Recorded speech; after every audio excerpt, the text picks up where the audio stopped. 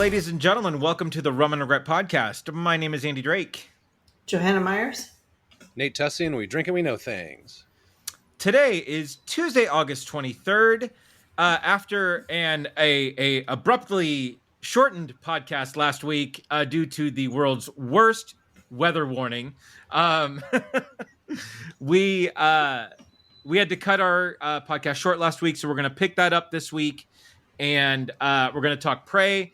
We're going to talk Sandman, which is good because now we've all seen the full Sandman, with the exception of the bonus episode, right, Nate? No, I watched it. Oh, nice. Well done. A bunch of side kittens for the bonus episode. Yeah, right. We might fit in a little bonus stuff in there. So, yeah, hang with us. So let's start with the horror corner. Joe, what do you got? I watched The Black Phone. What did you think? It's on my list. Damn it. It was good. It was good. It wasn't as scary / gory as I would have hoped, but it was a very good story. I was stoked. Like I was kind of expecting it to be a little more creepy and weird. Right. Yeah. It was more of just like a ghost story where I'm like, I'm with you on this. Like, I'm trying not to spoil things for Nate. No, right. Yeah. The trailers painted a little bit of a different picture than what we actually got, I think. Yeah. But I think the trailer did a good enough job, not necessarily spoiling what happened in the movie. Yeah. And that's the best way I can sort of wrap it in tinfoil without ruining it. Right. Something I should watch, Joe. Would you recommend it to? I would recommend this. Absolutely. Nate, you should watch this. This is 100% your wheelhouse. Totally. Yeah. It's no Malignant. Yeah. And no body horror. Right. Yeah. I'm down with I can get down with some good zombie horror, man, but some of that shit is just like, oof.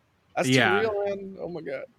So after watching this, I want to read the original story because it was based off of an original short story by Joe Hill.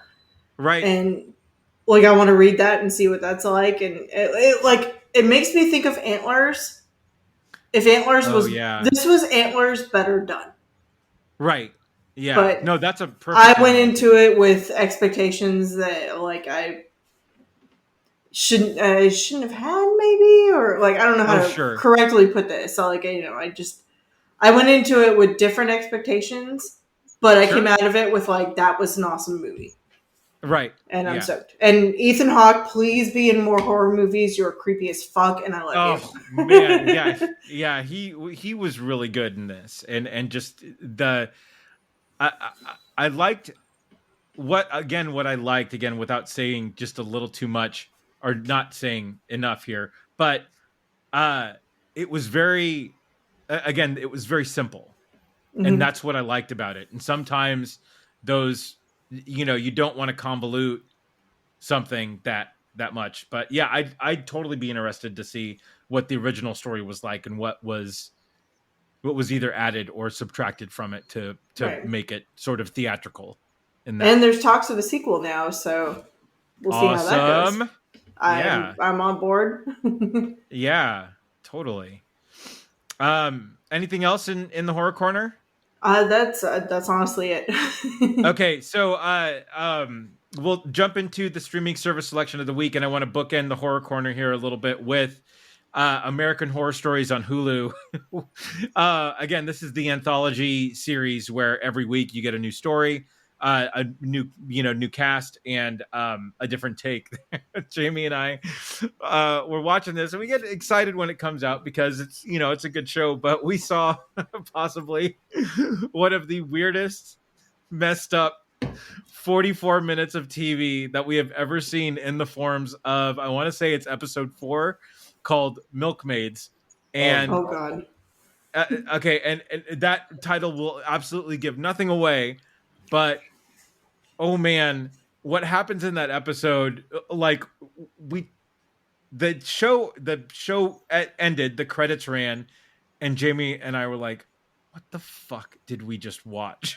All right, writing it down right now. Okay, yeah. The rest of the episodes have been fantastic, and they have been very, very good. This Milkmaid's just, oh man, it went off on the weirdest possible thing you could possibly go off on, and it's yeah, I still don't know how or why I feel about it. Anyway, that being said, moving off of American Horror Stories, again, the rest of the season has been great. Evil finished up season 3, and man, I cannot say. Well, and you guys have heard me gush about Evil. I need to get on it. I'm gonna leave it right there. Possibly its strongest season yet. It's so good, and it ended on one of the best. Holy crap! Sort of. I can't believe that just happened. And it's already been confirmed for season 4. So, let's go. What else are we? A little show from a series that we talked about sort of came back on Sunday. Game of Thrones, House of the Dragon. Rawr. And again, it was interesting for me watching these trailers of, am I going to care about like any of these characters like I did with the original Game of Thrones? And and obviously when I watched the original Game of Thrones trailer, and I know Nate, you had read the books, and you're like, you guys got to get on this and you guys got to watch this. Right. And it was just like, okay, Nate's into this, so we gotta try this. But then, yeah, with this one, again, seeing everybody and seeing all the sort of the Targaryens decked out and what they're like, are they going to tell a good enough story here for me to sort of care about the characters? And that first episode totally got me into it. Right. Yeah. Matt like Smith. I think there was a lot of name throwing. I think there was a lot of name throwing going around too, and the little like hooks to get you in. Like, right. There's like Baratheons. Remember Robert Baratheon, and it kind of just like hooking you in and reeling you in. But at the end of the episode, the story was awesome, and I'm like, I can't wait for the next one.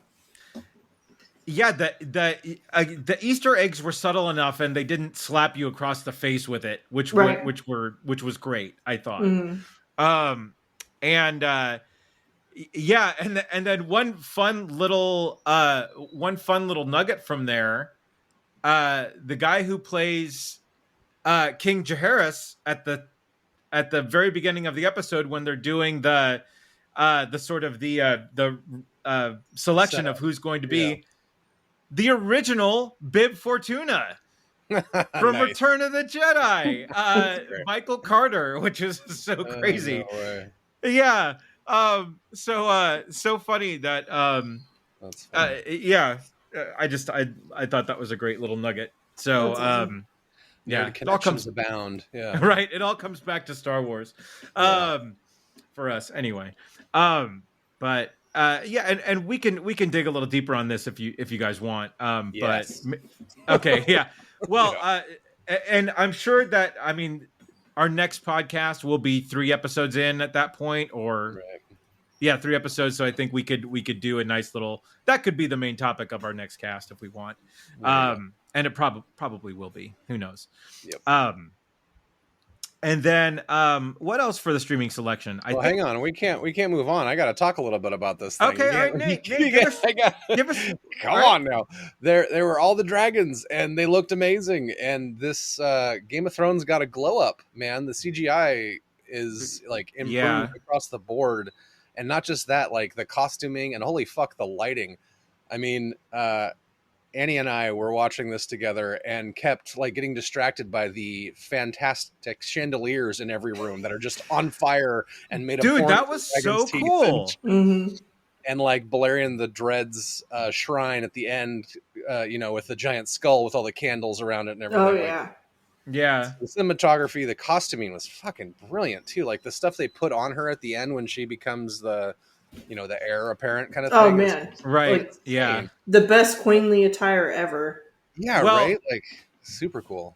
and look at the little and people have obviously broken this down a lot deeper than we are going to, but she's wearing that little necklace of circles and signets, and they're all signets of the families from the original Game of Thrones. Oh, So cool. the Baratheon symbols in there, the Stark Right. symbols in there. That it's so Well, it's all cool. the 7 houses, right? That's cool. Right. Mm-hmm. Yeah. Yeah. Did you guys notice too that the king has the dagger that they used in the original series to like set up Bran and everybody? Like, Right. that's the same dagger from Game of Yeah. Thrones that Arya uses to kill the Night King at the end, and they used to try and assassinate the kid at the beginning. Like, that was cool. I saw that and Right. I'm like, ooh. And then Yeah. there's the whole she said the word. Like, she said I it. know. She said the thing. Almost, dude, and almost like the same frame and like, Yeah. almost the same sort of framing of her as Daenerys. Or it's the same which hill. was great. It's literally the same hill that it takes place on in the other one too, where she's burning down Homeboy from Umbrella Academy. Yeah, it was really good.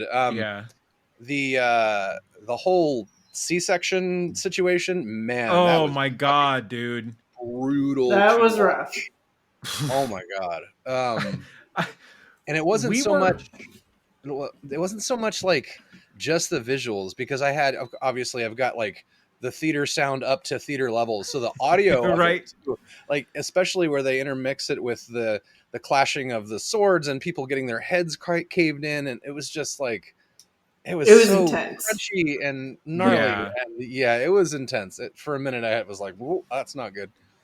Well, and just interspersing that with the battle of Matt Smith and the Dornish guy, right? Like, I mean, like that was just like enough. But then, and I think we were sort of in the same spot where we're like, how far are they going to go with this? Oh like, yeah, it was the full Monty. Right? Yeah, I mean, and like it almost like I almost forgot how far they go in Game of Thrones, because it's been so long since we've seen like a really well done Game of Thrones episode, right? This episode really. Oh, sorry. Go ahead. Finish. No, and it harkened back to the Viper versus the Mountain for me. That very last part of of squishing heads, smushy. Yeah. Smushy, right? Old cantaloupe versus mountain, right? Yes. Well, you get like everything. You get like the dragons, like the knights and chivalry. You get the sex. You get the gore and the gruesome, and it literally did everything in one episode. And I'm like, all right, we're back in it. Let's go. I feel like they decided that they wanted to, like, episode 1 is going to be shock and awe, and we're just going to bombard your senses to the nth degree, to the point where you may be questioning why you're watching this for a second. Yeah, but they set up the story well too. Though. They nailed a guy's ball sack to a tree stump and then cut it off from behind. It was so nasty. Oh my god. And I think a lot of that too was, hey, you guys are watching fucking Game of Thrones here. Well, exactly. That's what I'm saying. This is what we do here. And I think it was a reminder of, this is how far we go in this show. Yeah, I think this is why it's on HBO. Yeah, I mean, this version went further than Game of Thrones in the past. It was pretty, like, not as far as nudity in that, but just like the gore and literally, hey, look, there's your beanbag left on that thing after I. Oh my god! Okay, I can't unsee that, and I watched it twice. It's fucking killing me. And then I saw this story today. I'm not sure if it's true or not, but the main actress, the princess in this first episode, because obviously there's an age up, there's a time jump later, so it's a different actress. But she apparently was like living in her mother's attic and washing dishes before she got this role. So what a cool story, and I wonder if that's true. And then finally, Daemon Targaryen fucks, apparently. Matt Smith and his pasty sonic screwdriver going to town. So I don't know about that with the like. I don't need to see the doctor's pasty butthole or like butt cheeks. Oh no, you got and it. Also, just like yeah. And I again, really see him fucking. I really don't. I made a really bad TARDIS joke too. I'm like, I'm going to show you my TARDIS. It's bigger on the inside. Ayo! It doesn't really look for that, but okay. And I don't know if I can buy him as a bad guy. He's doing a great job. He's doing good, but I'm just like, oh, it hurts. It hurts. Well, but honestly, he's not that bad yet because he cut a guy's balls off from behind him through his butt cheeks. Okay, bad. but during the funeral, right? He was sort of the voice of reason for everybody, like making sure that she sort of, I don't know. I feel like there's more layers to Daemon Targaryen than we know yet than what we've seen. For sure. Well, yes, we're going to be peeling off those layers as we get into I haven't actually read this book, and I think I want to grab it real quick before more episodes come out, because it's based on a short story. So yeah, okay. The last thing was that at the end of the episode, they did a really cool like kind of recap and what's coming up, and then some director commentary. But then they showed future episodes, which with different actors. At least just the two main female protagonists, the princess and her. Excuse me. The Hightower. Alicent Hightower. They both age up, and then it's different actors. So I like the ones that are there. We'll see what happens with that. But yeah. Oh, and dude, Rhys Ifans as Hightower, Hand of the King. Hell yeah, dude. His name is Otto Hightower. That's so good. Yeah. And then Graham McTavish just rocking his accent everywhere. Oh man, dude, totally. Screw it. Yeah, I know. Right. Yeah. But all right. Yeah, I was worried that I wasn't going to get sucked into Westeros like I did the first time around, but like as soon as it started, and even though we didn't get the sort of the classic Game of Thrones opening that we normally get, like no, I'm here, I'm in it, I'm good. This is let's fucking go. Pretty much halfway through the episode, I was like, okay, yeah, I'm sold. All right, give me more. It felt like Sunday again, right? Right, for sure. It felt really, like Sunday again. Really hard to compete with the original Game of Thrones intro, so they just decided not to. They're like, "Fuck it, here's a gold sigil of the Targaryen house." You know what? Kind of at this point, I kind of like it because it's a different animal, it's a different thing. Like, I agree. You know, don't piggyback on the original, but they can't compete. Play the game, right? They carried the song out through, which was nice. Yeah. Like hearing the little like melodic notes throughout the episode, I was like, oh, okay. Yeah, apparently that song at the end was the song at the end of the original Game of Thrones series. Like the very outro song was the same song they played at the end of the first episode here. So, wow, good stuff. Yeah, I'm excited. Yeah, me as well. So I mean, just incredibly strong opening episode, and the lighting. Yeah. My God, sorry. Okay. No, it was that, dude. Trust me, I noticed that as well. I was just I was, and I can't wait for the Corridor crew to break down the first episode of this, because I want to know if they actually had like flaming like lamp things hung up there. That looks I want to know if that was practical to me. Yeah, right. That's really good. That's funny. Yeah. So So anyway, super strong opening episode, and with that, another show started last week, which will jump into Nate's Marvel Minute. So I will just She-Hulk. And there you go. Nate, go for it. So do we want to talk She-Hulk as part of the streaming? Wah, wah, wah, wah, wah, wah, wah. Wah, wah, wah, wah, wah, wah. Okay. Yeah, so I got a lot, but She-Hulk first. I liked this a lot more than I thought I would. The trailers didn't really do a good job with the CGI, but that got resolved, except for a couple things. The trailers initially just looked fun, but didn't really hook me, and then they kept revealing stuff, which I wish they wouldn't fucking do anymore. Marvel, God damn it. Yeah. Knock it off. Leave the cameos to be surprises, please. but I really enjoyed it. I mean, I did a lot more research than I thought I would on She-Hulk's origins, and like she's from this 1976, and did the whole fourth wall thing in the comics way before Deadpool existed. So that's her. So she wasn't biting that style at all. Right. I liked it a lot more than I thought I would. I watched it a few times. It actually gets better the more you watch it. There's a lot of Easter eggs in it, a ton, especially if you're like an original Hulk series fan with Lou Ferrigno. Like when she hulks out for the first time, there's that whole reflection that's all muted into the car door. That's like a 1-for-1 shot from the show. Oh, yeah. There's a bunch of great stuff. What did you guys think before I go through all my details? What are your impressions? So I liked the I know that it was in the comics it was a blood transfusion how she got her powers last time.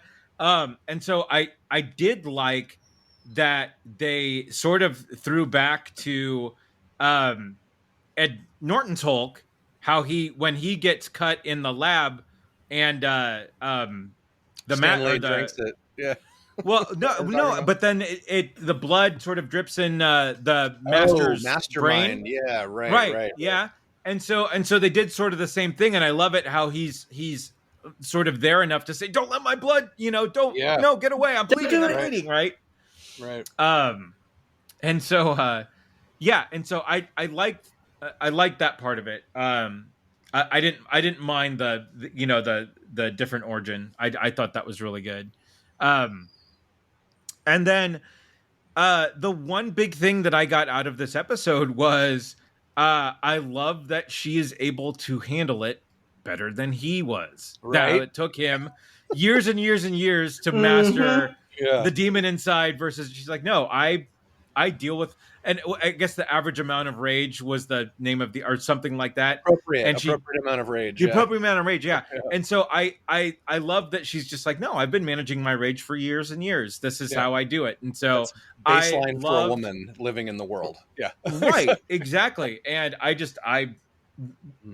mean, it was it must have been such a simple line to write, but it's so deep on so many levels, and I really enjoyed. Yeah, of course. She's a woman. She's going to get this better. I want to hear Joe's opinion on that. It's getting absolutely destroyed and review bombed by a bunch of misogynist assholes, which is why we can't have nice things. No. But Joe, what are your thoughts on this, on the show overall and the messaging and whatever? I enjoyed it. I will say, like, it is a little heavy-handed. Okay. On the, like, it, I'm probably gonna get crucified for this, but I'm just like, okay, basically you basically explained a woman's period to a man. That's this whole episode. Like, I don't know. What show did you watch? Did you search that on like Pornhub or something? Well, no, but I mean, it's just the whole of like, I'm so angry all the time, and I understand how to deal with anger better than you because I deal with it all the time, and it's kind of just like, like, okay, I get it, but it was a little heavy-handed to me. That's not the way I thought this interview was going to go. Sorry. So, Andy, what did you think about the feminist messaging in the show? I'm kidding. I thought it was I know, right? So, I'm sorry. That's my honest opinion. Joe, this is why you are here. Yes, Joe. The rest of it was great, and but and I don't know. Yeah, I get it, but I'm like, sorry. Come on. Oh wow. Okay. You could.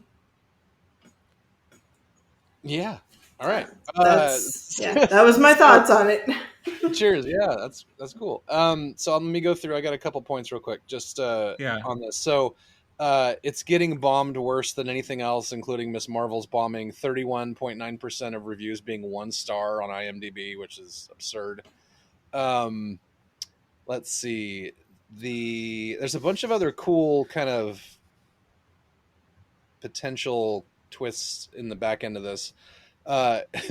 She did an interview Tatiana Maslany, the star, saying that she wants to defend Scarlet Witch after the events of Doctor Strange 2, which would be super cool. Because this. So backing up, this first episode is just trying to set the stage about what's going on, but it's supposed to be like a comedy law drama, like a comedy show, comedy law show, legal show. And there's going to be a ton of cameos. So I would love to see like, Jesus, what's his name? My brain does not work. Trevor Slattery from Shang-Chi and from Iron Man 3. He was the Mandarin. Sir, what's his name? Gandhi. Jesus Christ. Ben Kingsley, thank you. On the stand as Trevor, trying to defend his actions and that kind of thing. There's going to be a ton of cameos. I think it's great. The whole intro scene when the Sicarian ship flies down and cuts him off. That was so crazy, out of place, but everyone's going absolutely apeshit because like this could introduce his son into the MCU. So Hulk has it. So in the comics, the Illuminati on Earth decides Hulk is too dangerous to exist here and kicks him out into space. That's how he ends up in Sakaar in the comics, right? Okay. And he does the whole I'm Hulk this whole time and has several children on Sakaar. But because he has completely taken over the personality by Hulk in Ragnarok, when Mark Ruffalo finally comes back as Banner, he doesn't remember the last 2 years of being Hulk. So it's completely plausible that Hulk sired children that he has no idea exist, and we might get Scar as the guy's name. We might get him in the MCU sooner than later, and that actually ties into some other news about Marvel might be getting the Hulk licensing back really quickly, which they haven't had in a long time. So let's see. Who has it? Paramount, I think, still has it until next year. Really? No. Okay. 2023. So that's why they haven't been able to do a solo Hulk movie since the original Hulk. Okay. At the beginning of 2007 or whatever it was. Right. But because it's been 15 years, I think was the time frame, they're going to get it back next year. So that'll be really cool. And they're already talking about World War Hulk and other Hulk properties that have less W's in them. Sure. So it'd be really cool to see an actual like Hulk centric film. And this could be a good way to introduce that. Obviously She-Hulk could be involved. So that's all the She-Hulking that I'm going to She-Hulk. I loved it. I thought it was great. The second watch actually was much better, like I said, than the first. So many different Easter eggs. I like the training montage was hilarious. And the people raging, there's a bunch of people online raging like, how is she so much better than him already? Blah, blah, blah. Like, okay, consider this. He spent the last 15 years doing tests on himself and merging Banner and the Hulk. And that's the version of the blood that she got. So it's not like she's just being exposed to gamma radiation for the first time. I mean, she is, but all of that coding potentially is there, and maybe she just gets to benefit from it. So great. And also, yes, women are better than men at controlling that shit. So emotionally, at least. So what would be really cool is that she has in the comics, she has a completely off the chain full Hulk version of herself. And I'd love to see that. So she'll be crazy yoked and like the almost like a werewolf movie when she first changed, and they had like the crazy cuts between you couldn't really tell what was going on, and she wakes up in a new place. Like right. Yeah. So I'd love to see that some more. But yeah. Anyway, all right, enough She-Hulk. We're moving on. Also, timeline order, it takes place after Shang-Chi. So you've got like Spider-Man Far From Home, and then Shang-Chi, and then right after that is this. So it's way past Endgame. That doesn't help me in any of the least here. It's after Endgame and Loki and What If and all of that. So there you go. Okay, great. Thanks. Cool. You're welcome. Let's see. Sony Pictures is re-releasing Spider-Man No Way Home in theaters. More fun stuff version with 15 minutes of extra footage coming back to theaters on September 2nd. So there you go. Okay. If you haven't seen it in the theater, it's worth it, but I don't know if it's worth it for 15 extra minutes. Apparently there's a report that the Rick and Morty producers gave guidance to Marvel and in their MCU multiverse writing. So really? Please let Rick and Morty show up. That'd be so awesome. Speaking of Rick and Morty showing up, completely to derail your Marvel Minute here. No, you're good. But Morty was just released as a playable character on Multiversus today. Oh, nice. Nice. Yeah, that game is blowing up, by the way. Holy crap. Dude, I love that game so much. I'm sorry. Derail, please continue. Good. Okay. Yeah, we'll talk about it after. I've got a game thing too in this. Sure. Let's see. Disney Plus announces Thor: Love and Thunder streaming date. It's fucking September 8th. It can stream it on Disney Plus. Oh, nice. For Disney Plus Day, which is way soon after the theater, but great. So everybody who hasn't seen it yet, fucking watch it. It's hilarious. It's great. Let's see. Deadpool's official Twitter account makes a dick joke in celebration of 1 million followers. And it's so hilarious. I can't explain it because the picture's just great. So I'll send it to you afterwards. And I really want to put this in the show notes because it's fucking awesome. Okay. So I'll send the link and the image. Instead of it, I can't even explain it without us getting like demonetized or whatever. So I don't think that's the thing for us yet. Hopefully soon. No, it really isn't. Not yet. With our tens of cents. Yeah. Right. Exactly. Let's see. Dwayne Johnson teases his Marvel Cinematic Universe crossover plans. The Rock. Let's go. Every time I do this, there's a fucking Dwayne The Rock Johnson quote I never thought I'd say. He's optimistic that both parties will cross paths one day. So there'll be a DC versus Marvel sitch. Okay. I mean, Secret Wars, maybe? I don't know.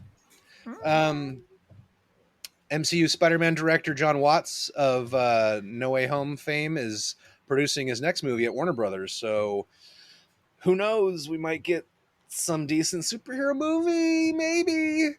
Let's go. I mean, dude. No Way Home was one of the biggest movies ever at the box office. So maybe they'll give him all the cash and give him something fun to do. That would be cool. That would be really cool. Yeah.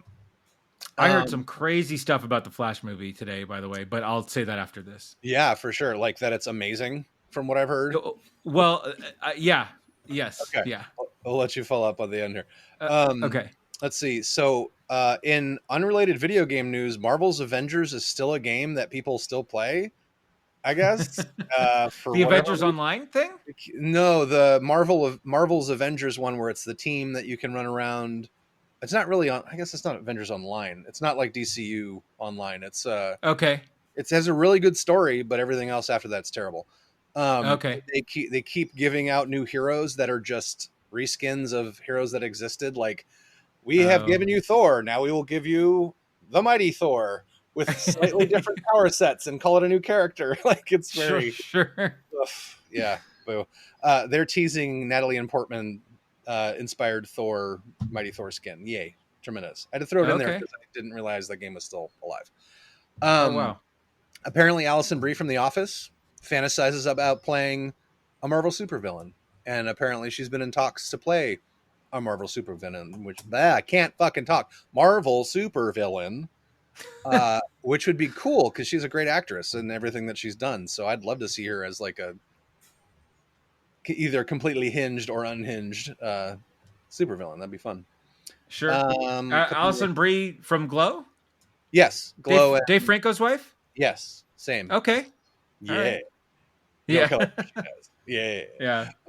Let's see. Marvel's Spider-Man. Okay. Have you guys, Andy, did you play Spider-Man on PlayStation?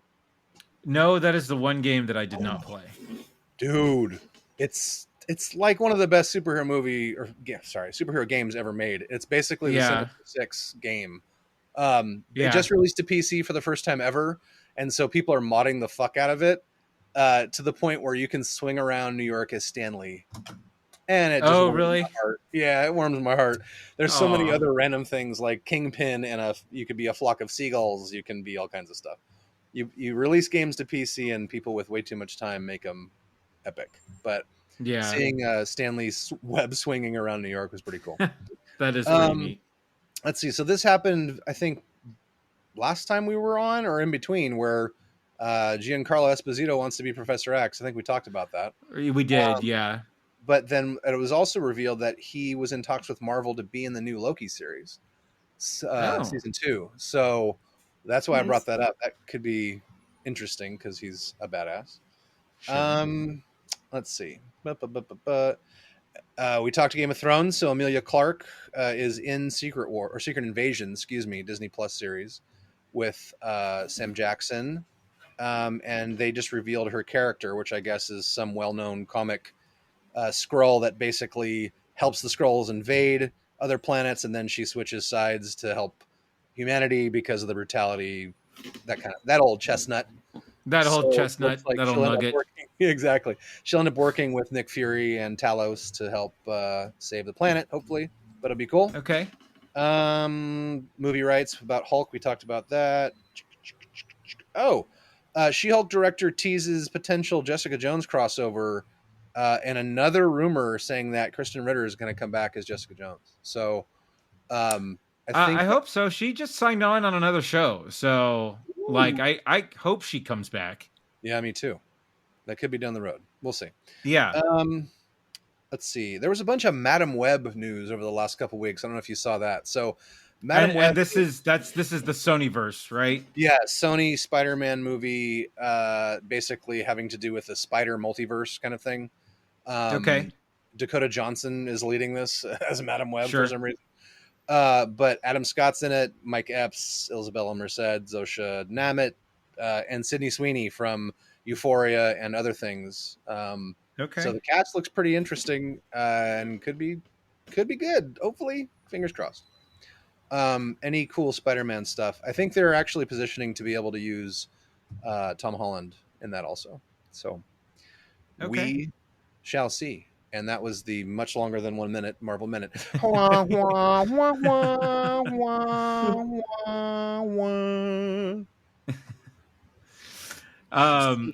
Flash news. You had something. Oh yeah. So well, there's just first, like a week ago or a couple weeks ago, everybody was saying that Warner Brothers basically has 3 options with the Flash. They can, they can scrap the movie. They can recast Ezra Miller and shoot some scenes to sort of make that change, or just sort of release it and sort of move on from there. Yeah, ignore the problem like they had been doing. Yeah. Right. Yeah. Then there was the news that, and who knows, again, let me preface this with who knows what the hell is up right now at Warner Brothers. What news is right and what news is wrong, right? Okay. None of the, who knows, none of this, I don't know that any of this stuff has been confirmed. Okay. Or anything. Which stuff? What I just said, a lot of people, I think a lot of people confirmed what I just said, the 3 things that Warner Brothers was dealing with. But then it came out that Ben Affleck has come in to do reshoots to possibly reconnect the end of the Flash with the Snyderverse, which is where the WB wants to retake the DC property. Okay. Again, who knows, right? Okay, that's better than nothing. But then today, I saw a thing, and again, this is a graphic from some stupid nerdy Facebook, which I follow a lot of them, right? Who knows if there's any truth to this at all? But apparently they're saying that there was a test showing a week ago for the Flash, and it tested higher than any other DCEU film.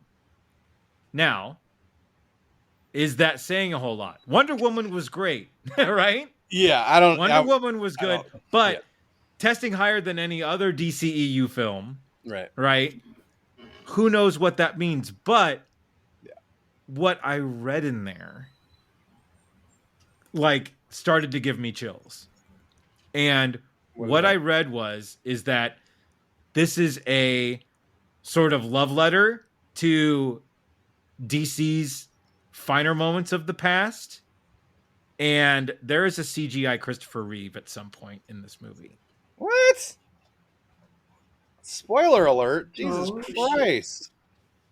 Dude, if that happens, I am going to lose my shit. And we will hear it from California.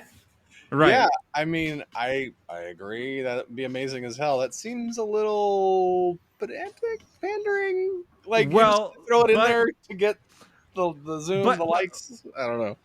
Well, but again, this is like it would make, because just like when Doctor Strange sort of was universe hopping through there, like I have a feeling that this could be one of those things where you see Linda Carter as Wonder Woman, where you see Christopher Reeve as Superman, where you see, you know, a lot of these little nuggets of DC past. That makes sense, yeah.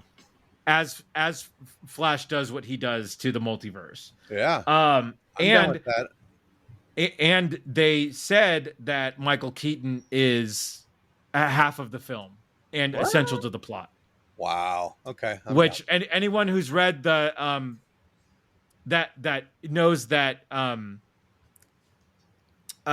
Bruce Wayne's father is the Batman of that, and it would make sense that if Michael Keaton is the Thomas Wayne Batman, right, that would just be, again, that would be killer. That would be great. Sucks that it's not Jeffrey Dean Morgan, which would have been amazing, right? That would have because really Jeffrey Dean Morgan was Thomas Wayne in Dark Knight. But hey, we'll get what we get, you know, and we'll be excited for that. Yes. So anyway, like, again, who knows if any of these reports are real, but man, yeah, like if 20% of what I read today is real, I'm gonna go nuts. Yeah, I think we're gonna see it regardless. No, absolutely. Yeah. It's still like Warner Brothers lost $20 billion in market cap trying to cut $3 billion in costs. This is an article I read today. Right. And I couldn't help but kind of laugh about it. I'm sorry. Like, you guys are fucking up royally by trying to do this, and people are paying attention because they just got fucking destroyed at the market.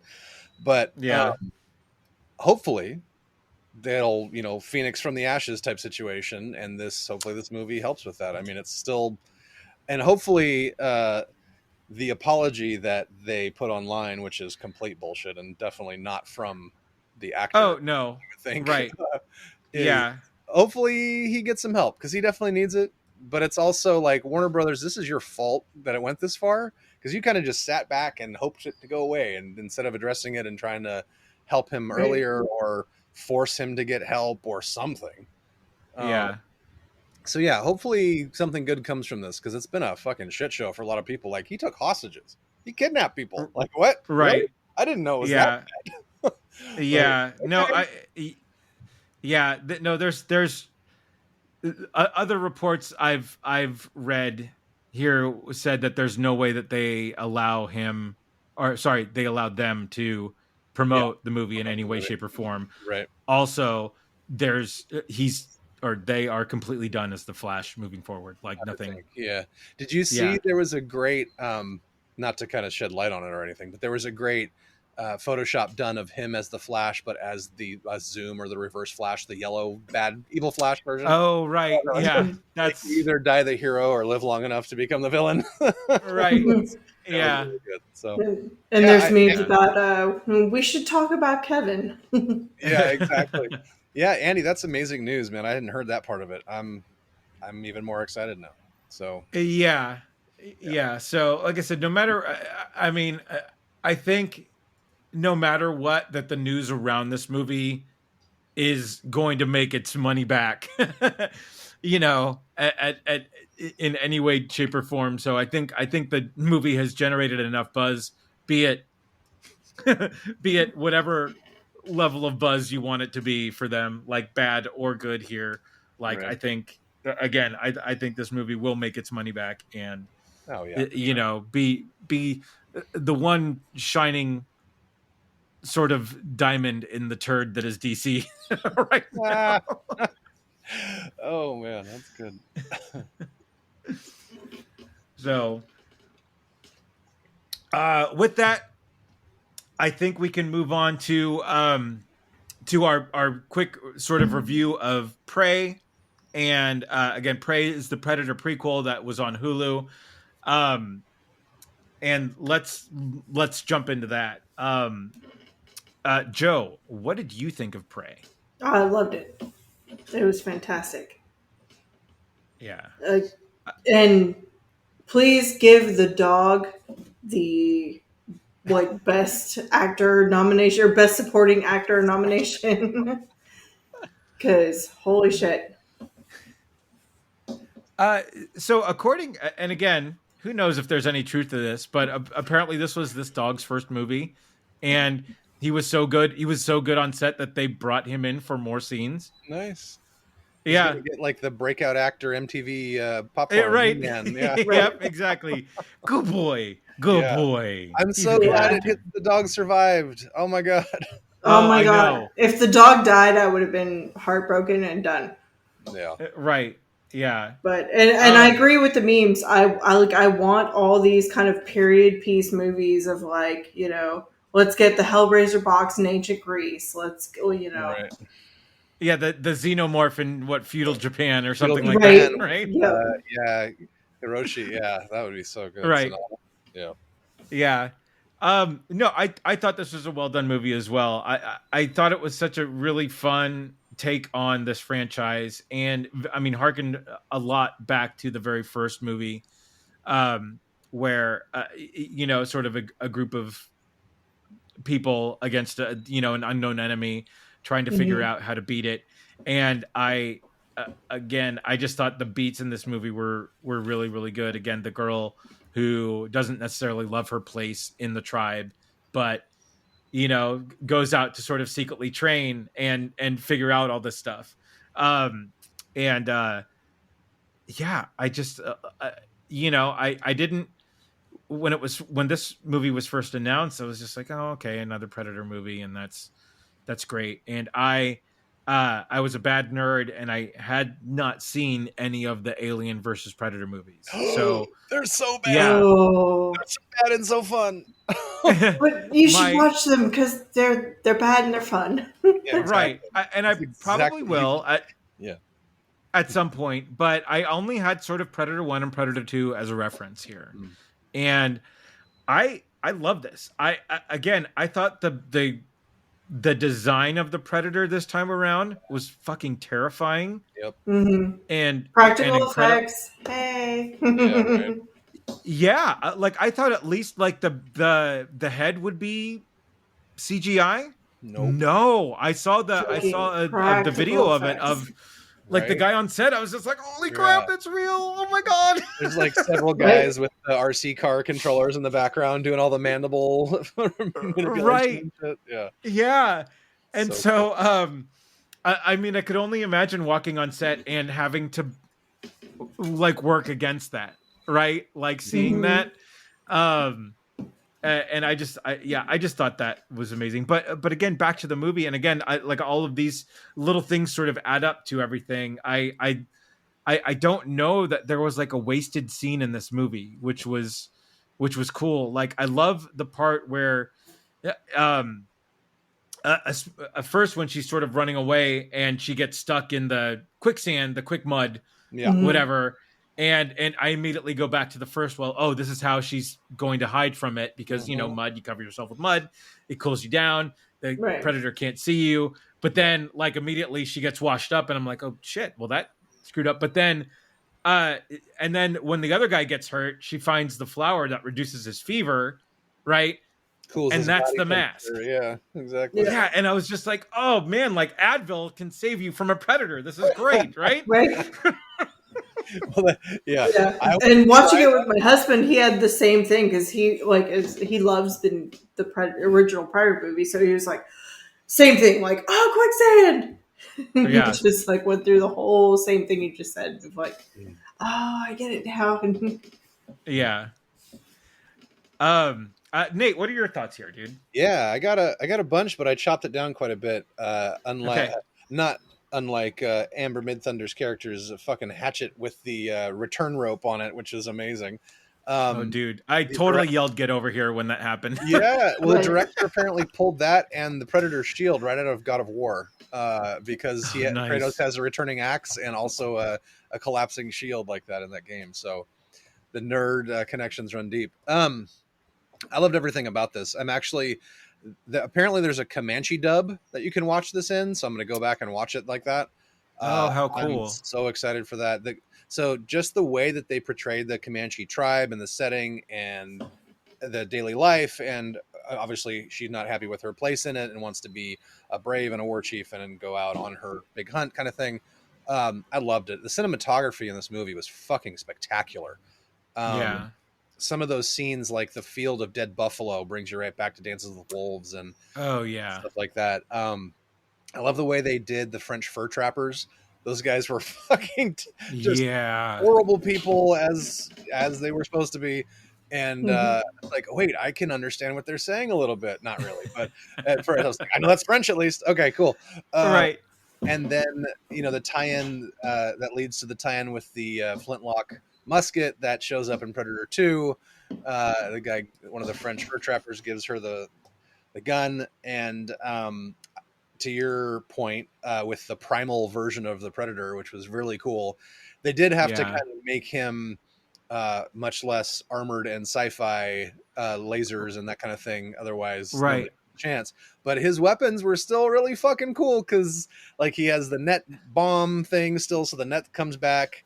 He's got this badass, like, double-sided spear mace combo thing that he can break apart. He's got the Melta stick, whatever we're calling that. It's like a axe that goes through the bear trap. I think so. Amber Midthunder fucking destroyed this movie.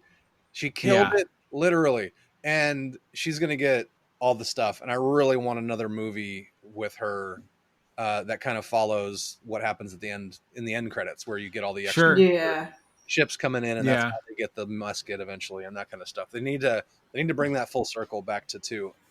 Which, if you haven't watched the end credits, watch the end credits, because I had to rewatch that. I was like, oh shit, I missed. Yeah, well, and it's all Comanche painting, like cave painting style, and then the very end of it. But I mean, hot take: this is a better movie than the original Predator. If the original Predator had happened after this movie, so no, absolutely, But man, it is definitely the best one since the original, because you can't. It came first, and it was Arnold and everybody, and it spawned several politicians and all that. So right, dude. Well, and on that note, nothing will ever take away from Jesse Ventura wielding the helicopter gun, and I ain't got time to bleed. Like, I mean, that's iconic cinema right there. Oh yeah, you can't beat the 80s one-liners that came out of that movie. Like, to get to the chopper, I ain't got, if it bleed, we can kill it. I ain't got time to bleed. Like, you son of a bitch.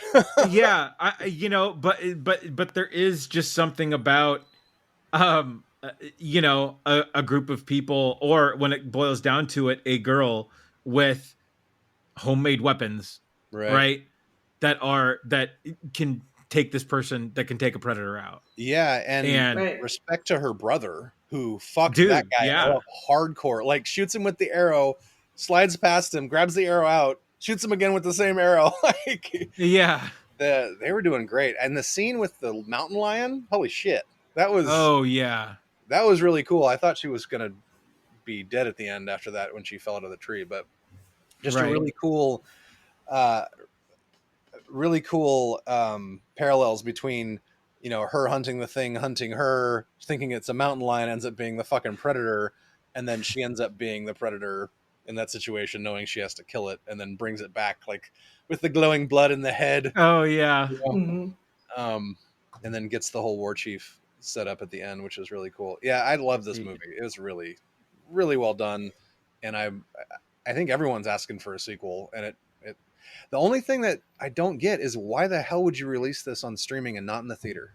Because this would be amazing, or at least do it at the same time. What's the I have a theory on that. Well, I know it was the most viewed thing ever on the platform, and that's probably why they did it. But and that was part of it too, was to garner sort of signups and stuff like that. But at the same time, there's no there's no huge sort of name in this movie, right?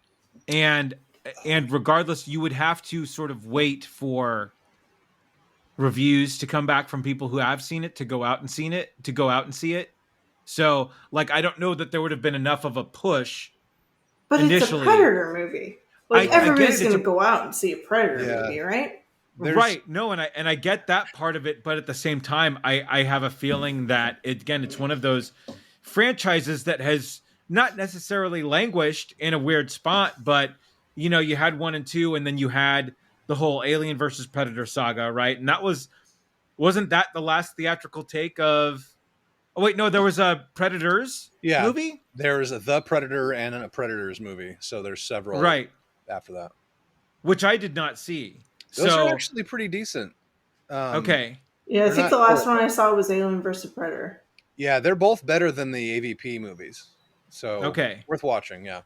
So I haven't seen those. So I have a feeling that the performance of those is what said, well, it's like, we have a good movie here. Let's put this on Hulu and see if we can garner some signups here.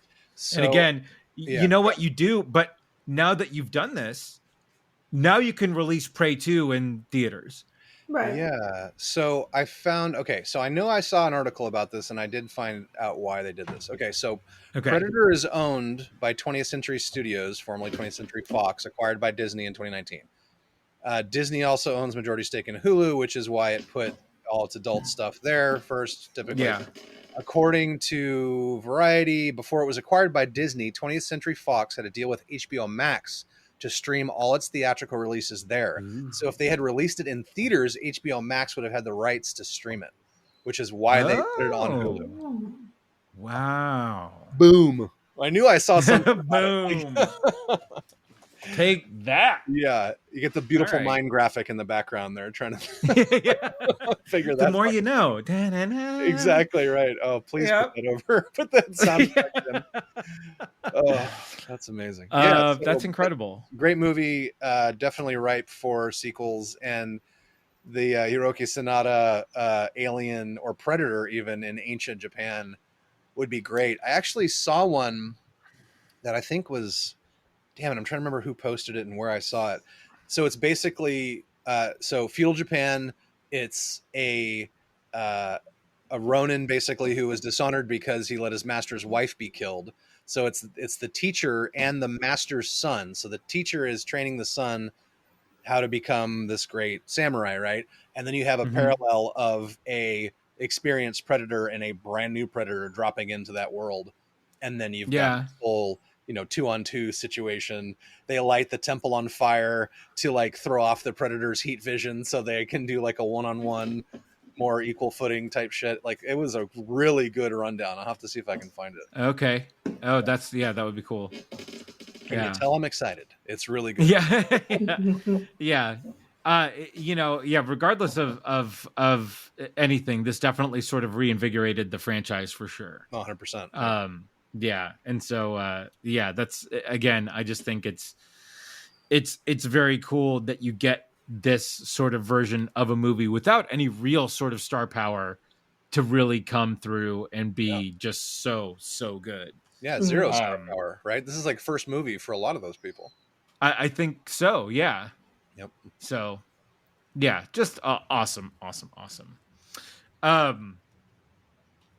With that, I think we can roll into our Sandman review. All right. So, Nate, you never read the graphic novel, right? I didn't. I really wish I had read the source material. And before we kind of dive into this, all the news that's happening now is really making me sad, where it's like one of the most successful things ever on Netflix, and it might not be good enough for more when there's like years of content that we could be seeing. So I have a thing to say about this. Yeah. Okay. Speak. Because Neil Gaiman made the comic, wrote the whole comic. It's his baby. He made the show. If you have a problem with the show, you're an asshole. Because it's his baby. It's his thing, and he made the show. Everything in the show he signed off on. Right. It's an amazing show. It's not exactly the comics, but it's close enough and it's great. Okay, so you read the graphic novel, right, Joe? I read the first. So basically, I read up until the when the vortex gets introduced. Okay. So all right. I've read the whole him getting his objects back. The when they're doing the Men of Good Fortune, where they're meeting every 100 years, that thing. Right. But after that, I kind of tapered off. Okay. All right. Yeah, and I didn't read the graphic novels. Jamie did. And I think she was in sort of the same boat as you. She sort of tapered off after a while. But I think she went further down because she mentioned a couple characters. She's like, "Oh, I can't wait to see who they do or who they get for this and who this is." And what did she think of the show? She loved it. Oh, she man. absolutely loved it. Why isn't she on the microphone right now? Right. Yeah. Well, shit. Sorry. Maybe I'll go watch Xander and put her on for him next hour. BRB. All right. Yeah.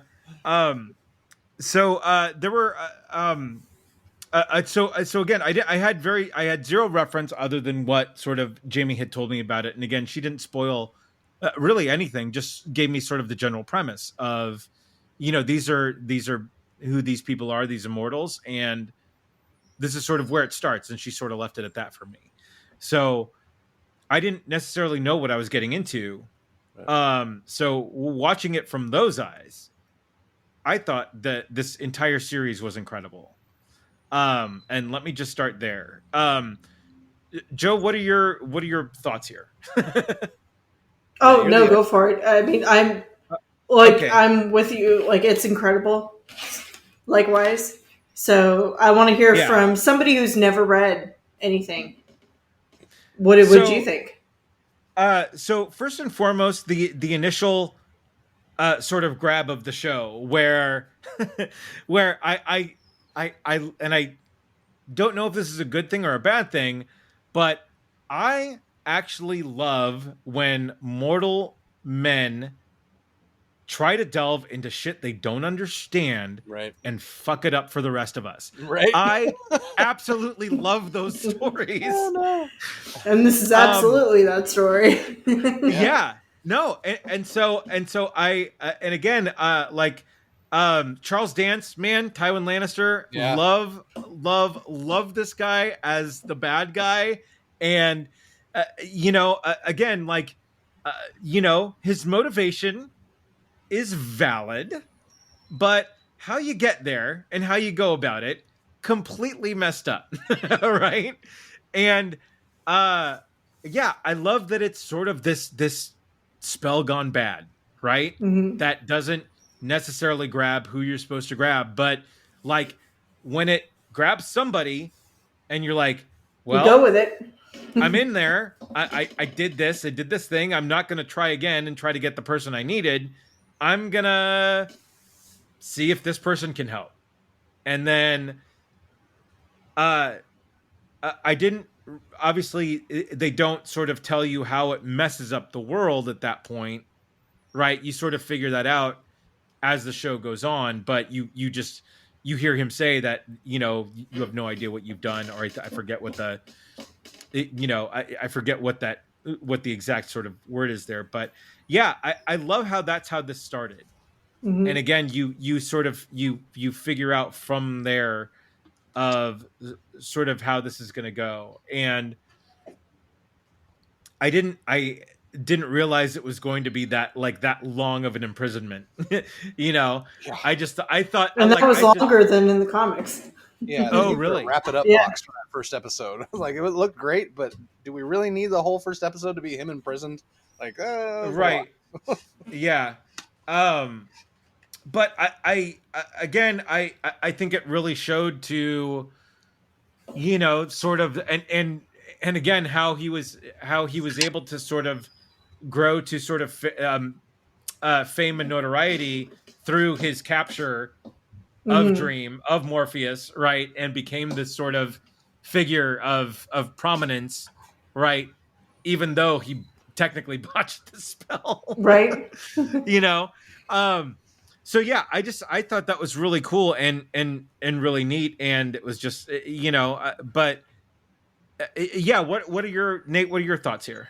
Sure. Yeah, I don't have a ton of notes on this. The reason I got into the show at all was because Joe was hyping it up, and yeah, I loved it. I absolutely loved it. Even the first episode, which was very kind of slow, but I think somewhat needed.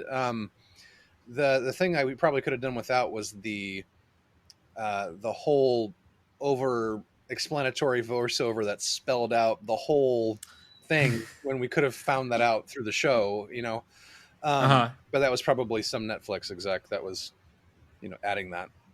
Right. I really, it's pretty word for word, the comic, to be honest. Yeah, I really enjoyed it. I actually, there's a podcast that I support on Patreon, actually, that superhero thing, which is, they're great. The guys across the pond, Ant and Nick. And I'm going to read, this is the tweet I sent to them because they asked their viewers what they thought. Wish I'd read the source material first, but this was absolutely epic with a slight dip in the finale, in my opinion. Phasma as Lucifer gives me Gabriel from Constantine vibes, and I'm here for it. That's a lot of connections there. Dream is all at once terrifying, powerful, and transformative. The supporting cast should all get an Emmy because every person that supporting cast was absolutely brilliant. Rose's grandmother, like everybody was amazing.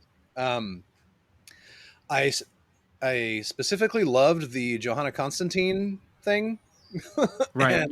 Yeah. I didn't know that it was I knew it was a gender bend, but I loved the actress. I loved the way she portrayed it. I loved how they referenced the Newcastle event and they actually showed it. And so if you're familiar with the comics or whatever, this is the event where this child gets captured by I can't remember the name of the demon. There's a demon that Constantine fights constantly, and he takes a girl at the Newcastle club. Like there's a sacrificial thing that Constantine tries to thwart as a very young warlock or whatever the fuck he is. And he ends up getting this kid dragged into hell.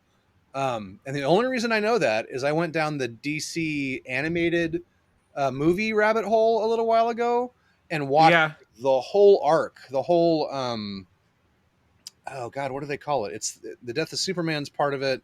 It's the whole Apocalypse arc, whatever that is. And it's like 10 DC animated movies. Half of which I own on Vudu, and the other half are all on HBO Max. So I watched the whole, and each of them are an hour and a half. They're fast movies, but that is the kind of shit I want to see from DC live action. Like, holy crap! Right. And that's why when you were talking about the Flash movie and what you heard about that, that's how that whole arc ends. Is that Barry does another Flashpoint and resets everything because everyone at that point has died or lost somebody, or the Earth is. Oh, it was the Earth's core has what was it? Apocalypse extracted like 30-something% of the Earth's magma from its core, and so the Earth is going to fall out of orbit or some shit. Like basically, there's no way to fix it. Superman can't even fix it. No way to fix it. And so Barry Allen does the whole Flashpoint thing and resets it, and that's where it kind of ends. So I'd love for it to be that kind of a tie-in. That'd be really cool. Right. Well, so here's the thing: in the comic, there's so much DC tie-in that didn't get put into the show because I'm assuming for obvious reasons they couldn't get for the rights and everything, rights and stuff. But like what is it? The diner scene. Yeah. With John Dee. Yeah. So he was in Arkham Asylum. He's Dr. Destiny. And the Ruby went to the Justice League, and there's all kinds of fucking DC cool. tie-ins. And so that I think was the big episode that was different. Yeah. But it was awesome. That episode, I love that episode. Dude, it was great. Because it was so intense, and it was actually the same bones of the comic, but without all the DC tie-ins and not the it wasn't as intense. John Dee in the comics was unfucking hinged. Yeah, that episode alone for me was the turning point of this is this is pretty cool to holy crap, this is amazing. David Thewlis, like, was so fantastically creepy and amazing as that guy, like, and then just that, no, I like that episode alone. Again, I could go through every part of it, but there was like beat for beat, everything in there was just so incredible from where they started to where that ended. Like, I love it that Morpheus is only there for the last part of it to collect the ruby, and that's like everything in there just happened. You know, he's doing all of it. Just like, let me see what I'm gonna do with this fucking diner, and just like make my ruby happen and do all my shit. It's like awesome. He was pretty terrifying. Also, like Boyd Holbrook as a Corinthian, fucking terrifying. Man, the serial killer episode, I fucking died when it was like serial convention. Like, right? So that's where I haven't read the comics past that point, and I'm catching up as like right now. I'm like, okay, I got to read all this because holy shit. There's a serial killer convention. Serial killer. It's spelled cereal. Yeah, like breakfast cereal. Yeah. And then Mark Hamill apparently is the Pumpkinhead. Yeah. I had no idea. That's so good. Yeah. And Patton is the Raven. Patton is the Raven, obviously. That actually, I didn't like that. It actually took me out of the show. Honestly, I love Patton Oswalt. So the Raven actually doesn't show up until like the Raven. Correct me if I'm wrong. I think Matthew the Raven doesn't come in until Rose. Like he's not in the hell sequences and any of that. Oh sure. In the comic, you mean? Because he's in there in the show. He's with. No. In the comic, he like Matthew the Raven doesn't show up until Rose. Gotcha. Okay. Yeah, and I mean the character is great and everything, but Patton's voice is so familiar. It kind of took me out of it a couple times. Yeah, like is that MODOK? Like is that? Right. Well, you know what? At first, it threw me off, but after a while, after I was into the story, it didn't necessarily throw me that off. But like, you could have, like, I mean, it almost could have been like a higher sort of British like voice, like, and I know Stephen Fry was Fiddler's Green at the end, but I think his voice would have been great. I love him in that show. Or even Peter Safranowicz, who voiced Darth Maul, but in the movie, but he's got that sort of that high sort of, but not, but even, and I forgot that he did this too, but Simon Pegg voiced Repechep in the. Yeah, that would have been good. I thought like Simon Pegg would have been a great voice of the Raven in there. Yep. But no, the diner episode, and then bookended with how her wings flap, I think was the death episode. Yeah. I think those two were back and forth, and that was like those two episodes were. And again, like, I feel like so much happened in the death episode. I felt like that was like a 2-hour episode because it dealt with her doing her thing, but then it also dealt with the 100-year sort of game that he was playing with the other guy. I loved those meetings in the bar. That was one of my favorite parts of the whole series. Dude, those were that whole sequence was incredible. And like, and this was funny too. And it was great because we get another Johanna Constantine shout out in that sequence as well. She comes in. But then like, I turned to Jamie at like 1689. I'm like, dude, if this goes to 1989, like, I can't wait to see what happens here. Right. But then I totally forgot. I was not necessarily present in the moment that he was imprisoned in 1989. Yeah. And that he wasn't going to make it. I'm like, oh no, that makes so much, like, oh my God, that's so crazy. Like, and for where they left it in 1889 too, like, oh my God, like that was, the worst possible moment to miss that that meeting, right? Yeah, and R.I.P. Gregory, because he was just a gargoyle that was just a sweet boy. Oh, And right. that whole Cain and Abel thing was hilarious, but that scene was brutal, and it was so Yeah. well acted by both Cain and Abel and those actors. Right. Who was it? Asim Chandri and Sanjeev Bhaskar. Really good back and forth between the two of them. And I love how one of them is just like the affable dope and the other one's just the murdering asshole, which is obviously the way the story goes, but they really took it to the nth degree. But yeah, we gotta pour one out for Gregory. He was just a gargoyle that wanted to be loved. Right. Oh. Yeah. Gregory. But yeah. But Joe, we moved on to the death episode, and perfect. Yeah, absolutely perfect. Yeah. So what did you think of the way death looked? That's so great. Perfect. Yeah. Absolutely perfect.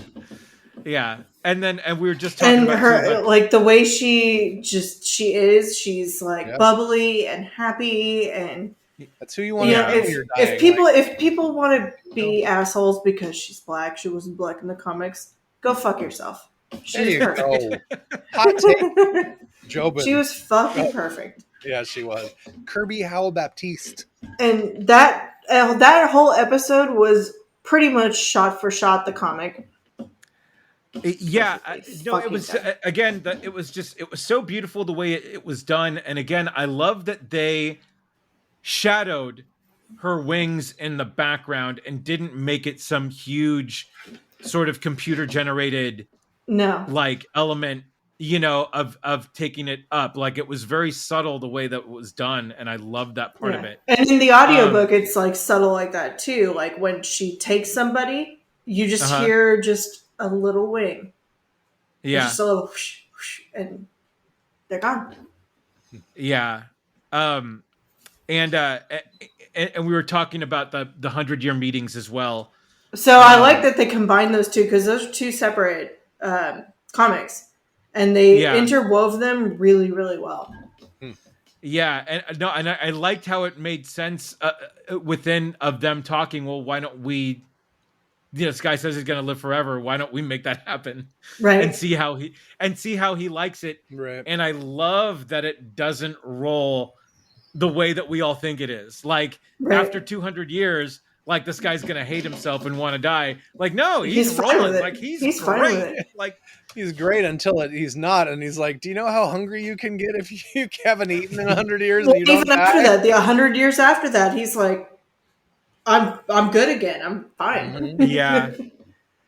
It's just when he feels like he upset his friend, then it's like, oh, it sucks. I did like the whole are we friends? And then you dare to presume blah blah blah. And then at the end it's like, yeah, we're friends. Okay. Yeah, we're friends. I wouldn't want to keep a friend waiting. I forgot there was something I wanted to say about that first episode when Fancy Pants Tywin accidentally captures Dream instead of Death. Like you're aiming for death and you get David Draymond instead. Because came in a like nude white waif like the Crow and shit. Right. That's how he looked in the comics. in the death scene though, where Dream is talking about what happened and how he was trying to get you but got me instead, and then Death gives him a look that almost led me to believe that that it was on purpose, that she kind of pushed him into that instead of her. And she knew that he got taken instead of her. Like, she says, like, yeah, I'm sorry, I know they got you instead. That's right. Okay. Yeah. And it's like, whoops. Whoops. Sorry. My bad. But yeah, those two episodes, the diner episode and this episode, I believe were back to back, and like those two as the sort of the meat in the Sandman sandwich here that was this sort of this show as an entirety, I just thought was so good, and was I think what was the perfect sort of like from the quest to get all of his stuff back to then, you know, sort of like figure out, you know, like who he is and what he's doing and, you know, what he needs to be. I just thought that was, I just thought that was so incredible. And then it goes straight into the vortex, you know, sort of storyline, which I just thought, again, I just thought this was really cool. And I love the the sort of I gotcha at the end with my golden-eyed man, you know. And I loved that part of it. So I mean, what else, guys? Please, Netflix, give us another season, or like as many seasons as Neil Gaiman wants to make. Yeah, right. It's set up. Holy shit! Yeah, I mean, there's plenty of source material.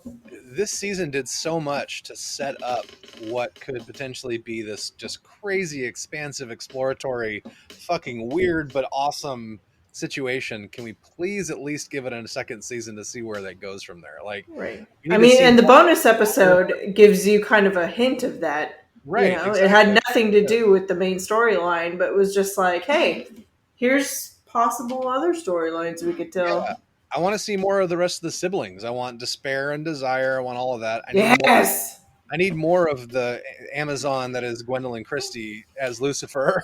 I need more of that in my life. Wait till Delirium comes into play. Well, that's the thing. We're not going to see that shit if we don't get more. So, God damn it. Right? That was the big call out from Jamie was, I can't wait to see Delirium. I can't wait to see Delirium. Yeah, I love that they gave Gwendolyn Christie the little sort of shot at the end of this is sort of what's going to happen, you know, next. I love how her like the whole her realm or whatever right outside of her throne room is St. Peter's Square. Like it's yes, or the Vatican Square or whatever it is. It's hilarious. Just some full of demon lords. Yeah, so, right. Yeah. But yeah, I love, and I thought that the bonus episodes I thought were great. I love the Muse episode. I thought that was yeah. Is the Muse one the extra, right? The cat one? Yeah. It wasn't the cat one. It was the Calliope. Oh, gotcha. Yep. Right. Yeah. The cat one was awesome, and also at the same time, like, I don't want to watch him kill these kittens. God damn it. Right. That was brutal. Yeah. And the Calliope one, I'm like, don't make me hate Arthur Danville. Oh my god. Right. Yes. Yeah. Yeah. So, but yeah, I'm in the same boat. Like, you know, let's light the fires of Gondor here and get everybody watching this so we can get season 2 because dude, I've been posting and I've actually like, don't tell my boss this, but I like let it go and play on like a separate like a separate window. Nice. In my just minimized so that it keeps getting like minute views. That's hilarious. There you go. Joe is gonna single-handedly save the Sandman and get a I'm gonna try, god damn it. Let's go. Right. Because we've had way too many shows get slashed by Netflix, so I don't want Sandman to get for sure. Yeah. Well, it's doing really well. Everybody seems to love it, so hopefully that's enough. I mean, we have to reiterate how great the supporting cast, all of the actors in this specifically, but the supporting cast in general, which includes, you know, Dr. Destiny and everybody, just absolutely kill it. I mean, the actress that plays Lucienne is fucking brilliant. Oh, right. Yeah. The lady that plays Unity Kincaid is fucking, God, just absolutely great. A lot of the people that are in the serial killer montage are fucking epic. Like the oh my god, that whole group of people. Yeah, man. Oh, so creepy. Yeah. Oh, what is it? The Funhouse guy. I'm just like, is that Haley Joel Osment? It really looks like Haley Joel Osment to me. So sorry to the actor, but Oh, and then Lyta goes into the dream world and has sex with her dead husband and comes back pregnant. Like, what the fuck is going on right now? Jesus Christ. Yeah, so that's where it gets a little weird. That didn't happen quite that way in the comics. Yeah. Anyway, I loved it. It was great. I'm actually kind of stoked to watch it again because I know I'll uncover more stuff. So, although I have to watch Evil first, apparently. It's on my list. You know what? Whenever you want to handle that homework assignment, Nate, I'm gonna give you an extension on it. It's on my list, man. Whenever you want. Many good shows keep No, I get it. I'm only 2 episodes in, Nate, so don't feel bad. Right? Yeah. You guys have plenty of time till the 4th season. So I'm just throwing it out there. Right on. Jump on the train now before it becomes a supernatural situation where there's like 18 seasons of your life. Yeah, right. Oh, God damn it. Just watch it. Right. Yeah. Do it for Jensen Ackles. Right. Soldier Boy. Final thoughts, guys, on I mean, we pretty much said it. Just shut up, watch it again, watch it again. Get your friends to watch it. Let's get a season 2. Yep. And I mean, come on. Because the source material is far and wide and long as my Johnson, and whoa. They could have 5 to 8 seasons of Sandman. So let's make it happen. Yeah. So really quickly, you guys, what are you playing these days? Joe, what are you gaming? What am I gaming? Stray. I'm really slowly still making my way through Stray because my computer can't really handle it that more than 30 minutes at a time. Isn't it on Game Pass? What's that? It's on Game Pass, isn't it? No, I bought it off street. Oh, gotcha. Okay. So I've been playing on my laptop with my Xbox controller. And nice. But also, I don't want it to end because, I have a feeling that, I'm going to cry. It's only like 4 to 6 hours long, apparently, which was kind of upsetting to me. But maybe I mean, who knows? Maybe they'll extend it. Yeah. We'll see. But that's what I'm gaming. Okay. Nate, what are you playing these days? I haven't really made time for video games lately. I've been preoccupied. Of course. Yes. Chicken brown cow. No, but when I did have some time, actually, Addie and I played a bunch of games the other day. We played some Fall Guys. We played some Minecraft Dungeons. A bunch of expansions came out for that. And then we played a little Wonderlands, which was really fun. Nice. That game is still pretty fun. Apparently there was a big update that just came out, added a new class and a bunch of other stuff. That's right. Oh shit. Gotta get back on it. We need to get the group back together and get in there and pop some heads. It'll be fun. Yeah. How about you, Andy? Xander and I love Fall Guys right now. We're having so much fun on Fall Guys. It's so great. He loves the skins, but we love playing it, and we love going through it. And Fall Guys is fantastic. We also started playing Cuphead. I don't know if you guys know, but this is like I know about it. I've styled, never played it. Yeah, it's styled like a old 1940s cartoon. I've been wanting to play it for that reason. It's like a game of the year, and and there is now the second season of a companion Netflix show that is in the same vein. What? Yeah. So check this out. It's fun. The game is hard. Yeah. Xander and I are having problems. Like, so right before this podcast, I would have been late had I not stopped myself because we were trying to finish the second level that we've been trying to get through, right? And I finally got to the boss, right? Used my like super power up and then shot my weapon right as the guy died. I died, and it took me back to the beginning. I was so angry. I was so upset. Son of a bitch. No. Yes.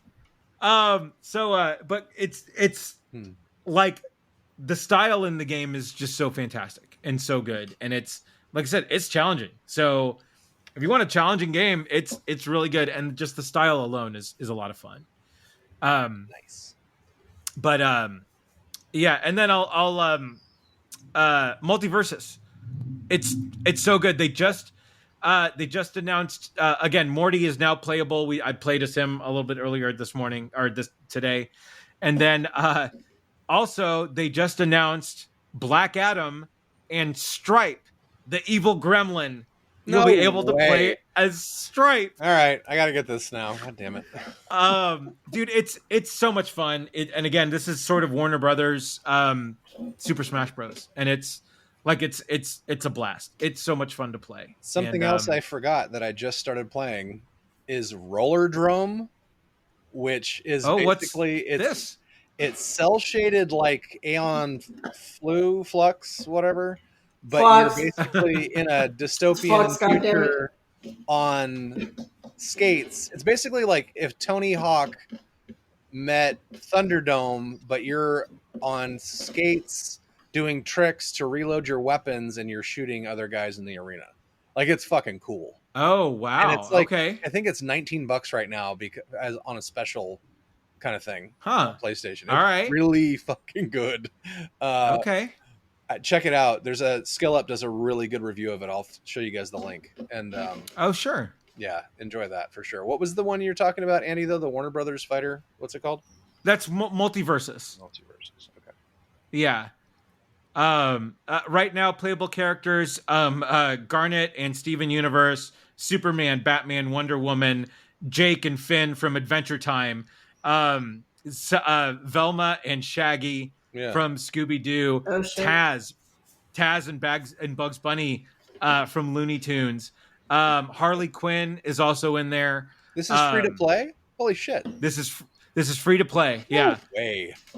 All right. Yeah, and so obviously there are levels that you can buy to like unlock characters and right stuff like that, and you can do the battle pass, which is the sort of the paid, like you can level up your things, but you can get with any cool, like you can get different ring outs when you shoot a fighter off the screen and get them out. Like you can get like a That's All Folks that comes up. Nice. When Morty loses a match, he jumps in the vat of acid.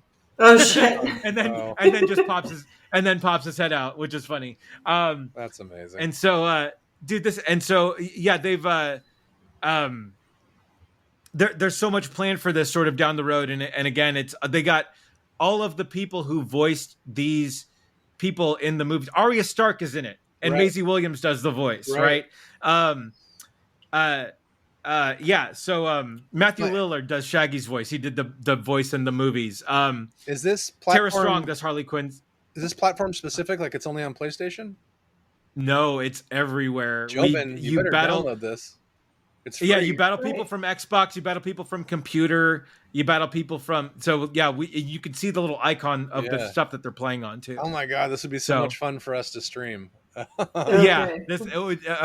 would be cool. It's fun watching these people play on Twitch too, and just get like so incredibly frustrated. But like I love it. Dude, it's so much fun. It's so much fun to play. This might need to be our next Rum and Regret gaming sitch.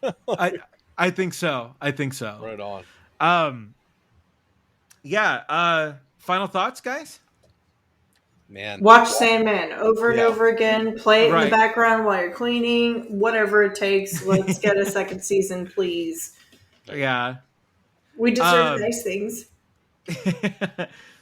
Yeah. Nate, final thoughts? Yeah. Along those same lines, we deserve nice things. Don't be dicks. Like, I get it. Exactly. I'm the dick when it comes to like the fandoms that I'm very passionate about. So that's one thing. Like, if you feel your fandom is going off the tracks and you like have constructive criticism and that kind of thing, that's one thing. But to just like review bomb something because you're too much of an alpha dipshit to realize that they're making fun of you, then maybe you're the problem and it's not the content that everybody loves. So if you don't like it, don't watch it. Don't take extra time to try to cut it off at the knees, you pieces of shit.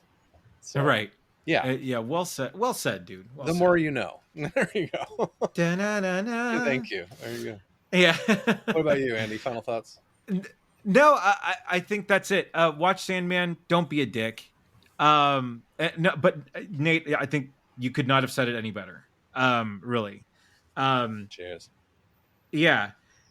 So I know we covered so much tonight, guys. What did you think of House of the Dragon episode 1? What did you guys think of Prey? What did you guys think of the Sandman as a series?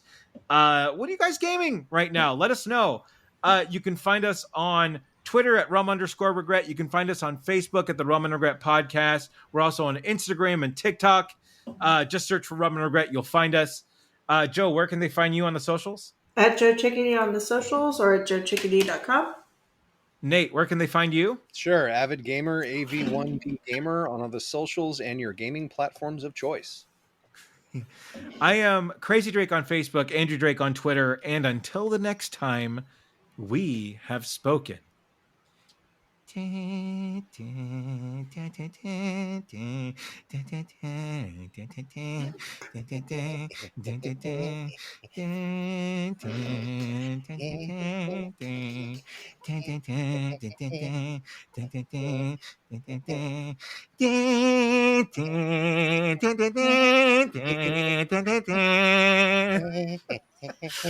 can't keep that up. We need to plan that out. That was a good one. That was